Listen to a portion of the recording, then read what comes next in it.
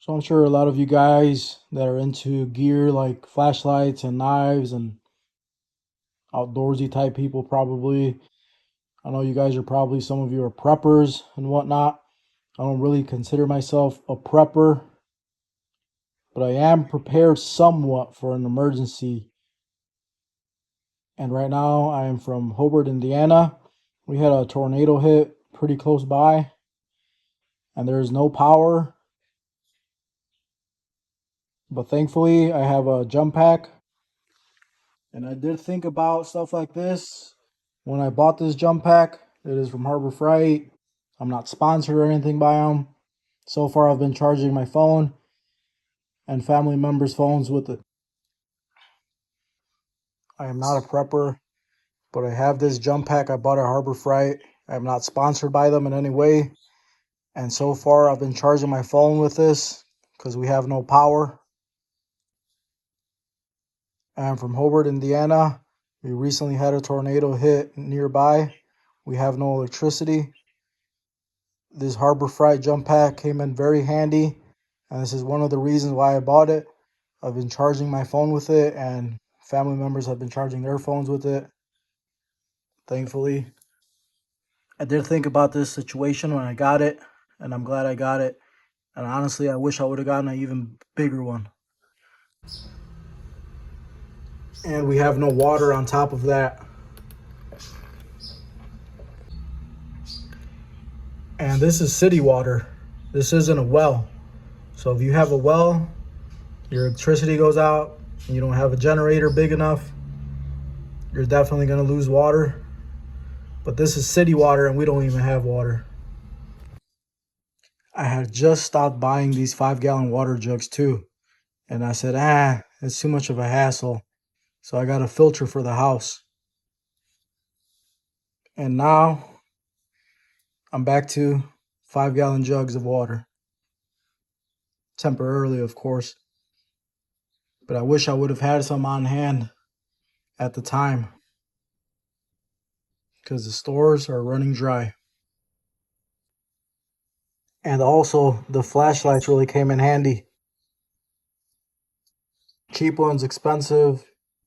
I consider this expensive, even though it's not. This is actually a very great price for what you're getting. Coast has never let me down. Something else I almost forgot to mention. The neighbor said there was somebody outside between my house and his house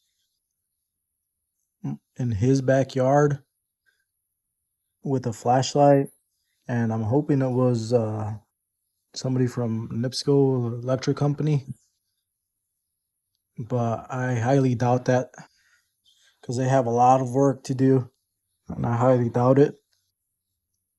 It was more than likely somebody snooping around looking for something to steal, probably.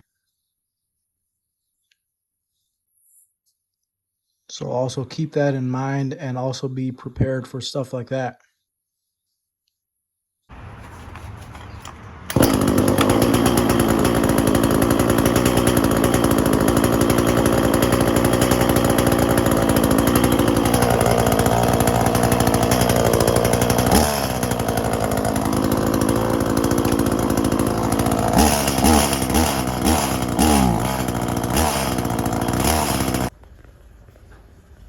So another thing to be prepared for a tornado, a hurricane, whatever, blizzard, whatever you're going through.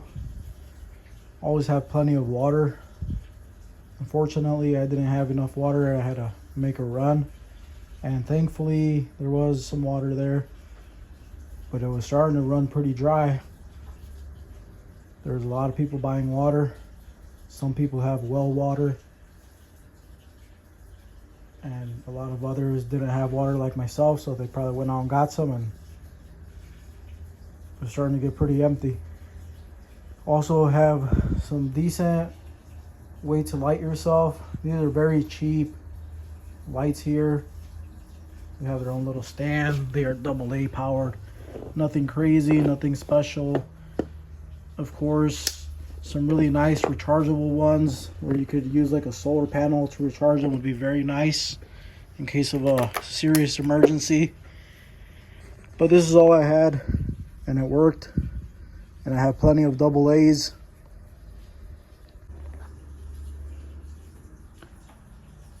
My neighbor has a lot of water. He is a prepper. Pretty sure he's a prepper. He's got massive containers of water in his backyard. And he asked me if I needed some water. I just got like a 5-gallon bucket from him just to wash my hands and stuff like that. But they came in very handy. And the funny thing is, just a few days before this happened, he locked his keys in his Jeep and I helped him get them out. I have one of those long rods that you slide in through the door and you put the little inflatable bag and all that. I have the full little kit, so I helped him get his window rolled down. And now he returned the favor by giving me some water. And what had happened with the water was one of the main lines had a rupture. It burst. So I don't think it was anything to do with the tornado, but it could have definitely been because of the tornado somehow. But anyways,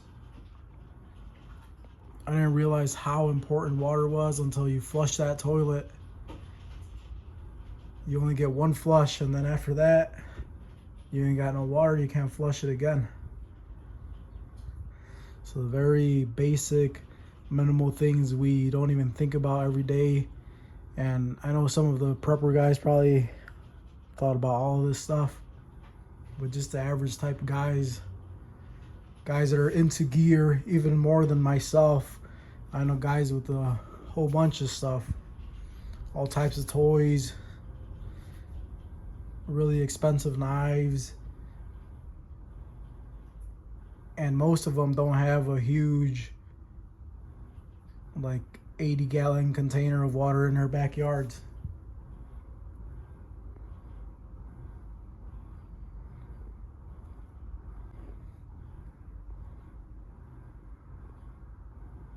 But it definitely opened my eyes at how fragile everything could be, the whole system. If electricity's missing and water's missing, things get bad really fast. How to prepare for an emergency. In my opinion, the most important thing you need is to have plenty of water. And not only drinking water, but also some water to wash your hands, flush the toilet, all types of stuff like that. Water is the number one thing you should have. Number two thing is a way to defend yourself and your property. Because let me tell you, after everybody lost power around me, one of the neighbors said there was people creeping around looking for stuff to steal probably. Maybe somebody trying to steal a generator. Who knows? And of course have some flashlights, basic tools to fix stuff. I highly recommend you have a generator. It could keep you and your family alive. And if you live in an area where there's a lot of tornadoes or hurricanes, something even like a chainsaw would come in very handy, especially if you need to get out on the road. You never know if you're gonna have to move a tree out of the way and you have to cut it down yourself. Who knows what could happen? But a lot of people were even landlocked because there were so many power lines on the roads and trees, you couldn't really go anywhere.